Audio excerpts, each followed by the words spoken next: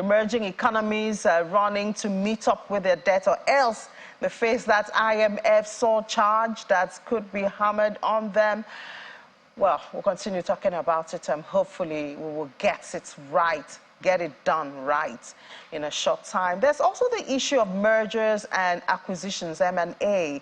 That activity across sub-Saharan Africa has made an impressive comeback in 2022. The region had about 297 M&As announced during the year on the review, a 21% increase on the prior year, although total values for deals were sharply lower, so higher number but lower value, 19.2 billion naira. Well, we know that from this finding by KPMG, South Africa is leading on the continent.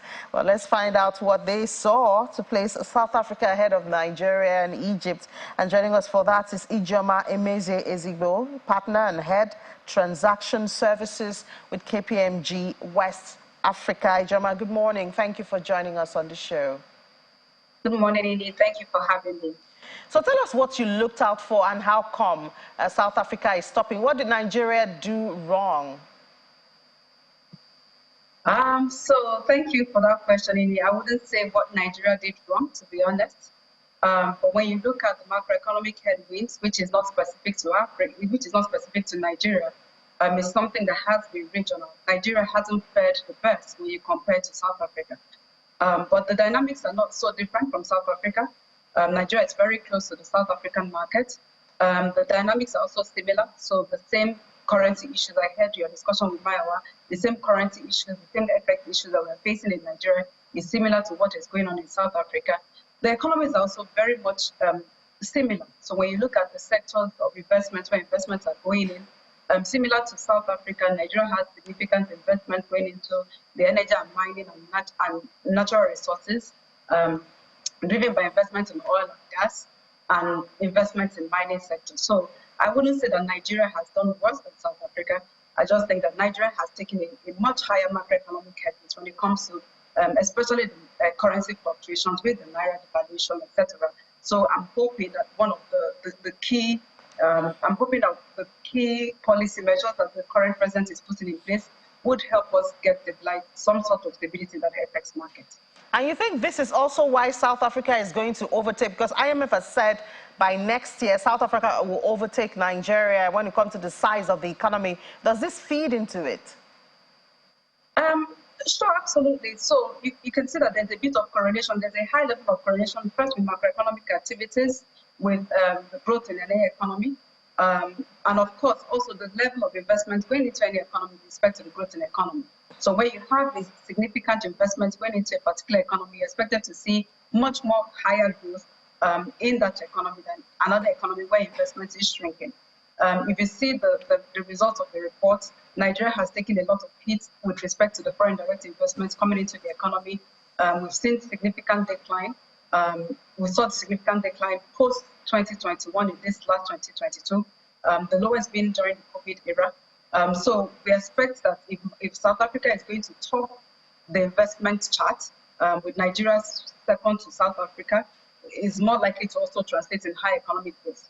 But overall, Nigeria isn't doing that. I think for us, we need to look inwards and see how we can fix our macro issues, most especially the currency issues, and hope to attract much more foreign investments into the economy to drive the productive sectors of the economy. If you look at where the investments are going in, the energy and natural resources, like I mentioned, we have a lot of investments going into financial services, TMT and consumer sectors. Those are the productive sectors of the economy, which we need to sort of fix the macro issues that we have, fix our ease of doing business, and create an enabling environment for private enterprises to thrive, because that's where the bulk of the investments coming into this economy with respect to M&As are going. They're going into the private companies. So we need to find ways to create an enabling environment for these private companies to thrive and attract the multi-level capital to enable them scale and contribute significantly to the growth of the Nigerian economy.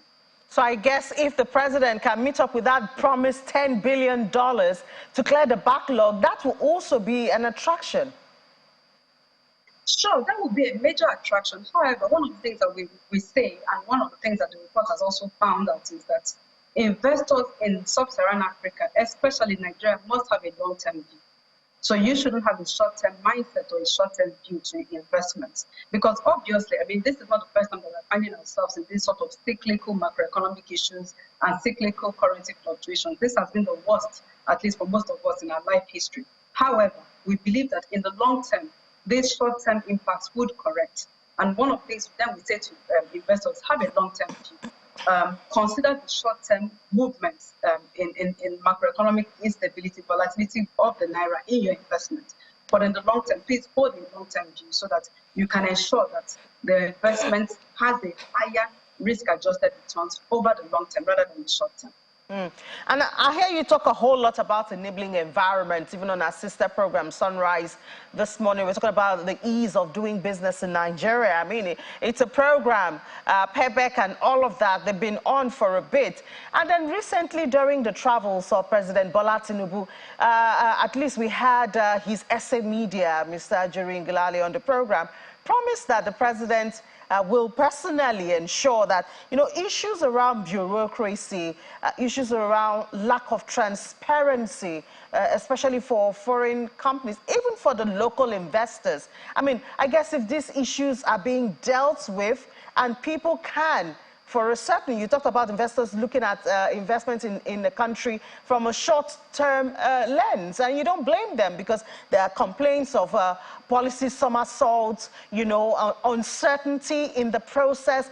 These are some of the things that I believe has placed Nigeria where it is, and that's your report.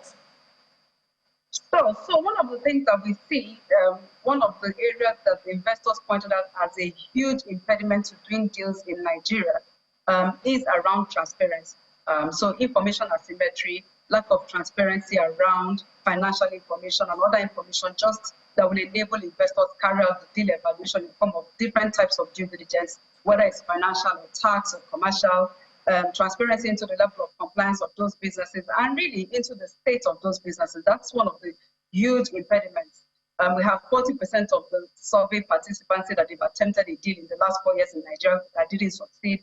And this was one of the major reasons that they put forward as the reason why the deal didn't go through.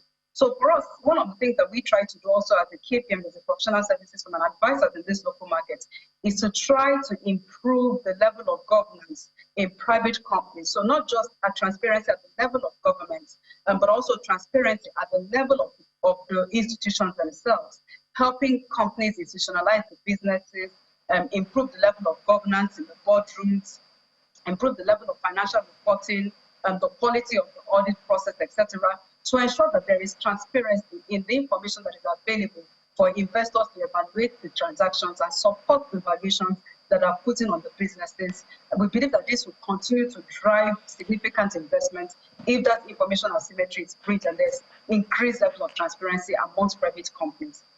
All right, thank you so much, Ijeoma Emezie-Ezigbo, partner and head transaction services, KPMG, West Africa. We do hope that reports such as this will not just be sitting, you know, on the desk and computers. It will actually be read and practiced and make a difference. But thank you for sharing your reports with us this morning. Thank you for having me.